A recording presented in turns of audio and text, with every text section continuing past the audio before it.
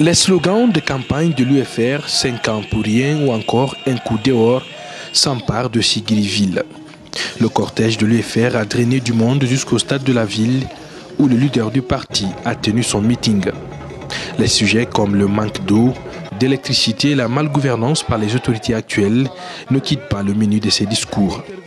Sigiri, zone minière par excellence, l'activité principale des jeunes est tournée vers l'exploitation artisanale de l'or, ce qui constitue pour Sidya Touré une parfaite illustration du chômage en Guinée. Bibi, la jeunesse que je vois, na mototaxi mais là, ma aussi follow. Parce que Baraté, Bebraké mototaxi dit, les jeunes diplômés, même quelqu'un qui Bahara Soro, Albebra de Modala. Ça, c'est pas la solution. Hein? Ah, machine, tout ça, c'est parce que Baraté. Ni Baraté, on n'aurait pas fait tout ça. Alors, au programme, il y a un boulot parce que Mbra qui est Kodouari. Donc, il y a Alia qui est là pour que le 11 octobre 2015, Ali est présidence du moment, même ici, Barak est là. Ok, le symbole là,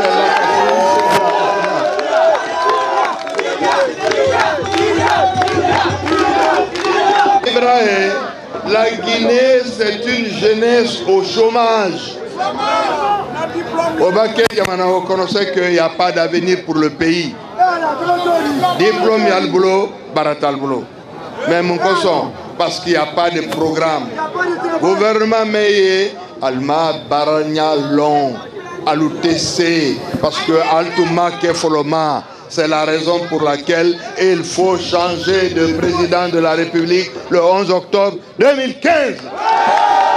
Sidya Touré précise ensuite que la Guinée doit se tourner vers l'agriculture d'exportation pour connaître un développement immédiat.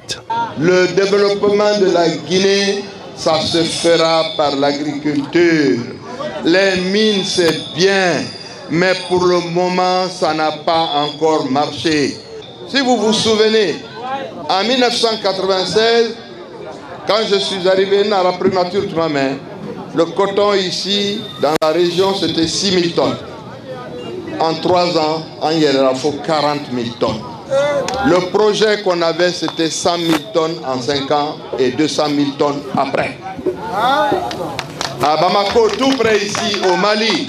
Mali, tout près. Il va tomber pour Mali, là, tu as Bamako.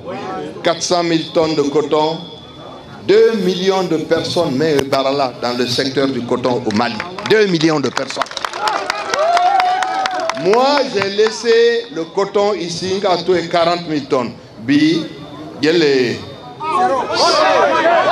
400 tonnes, 800 tonnes. Non, c'est sérieux. Parce que si on fait 200 000 tonnes, non qu'à 200 000 tonnes seulement de coton ici, ça vous donne 1 million d'emplois. Mais il va faut dans Mirico, ce n'est que là. Non, ce n'est que là côté de.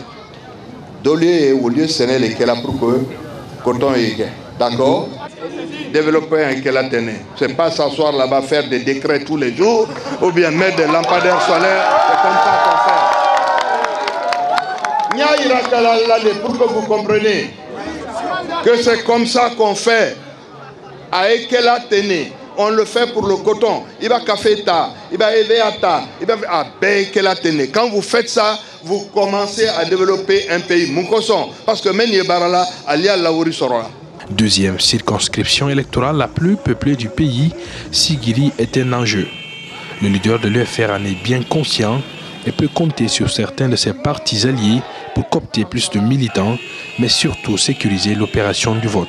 Vous avez vu, on est à Sigiri ici depuis 2 jours pour travailler, pour mobiliser la jeunesse. Et aussi dans les autres étapes aussi, on va l'accompagner pour pouvoir faire passer le message que c'est une nouvelle vision, une nouvelle équipe, une nouvelle stratégie qui peut faire gagner la Guinée et développer et ensuite mettre les gens au travail.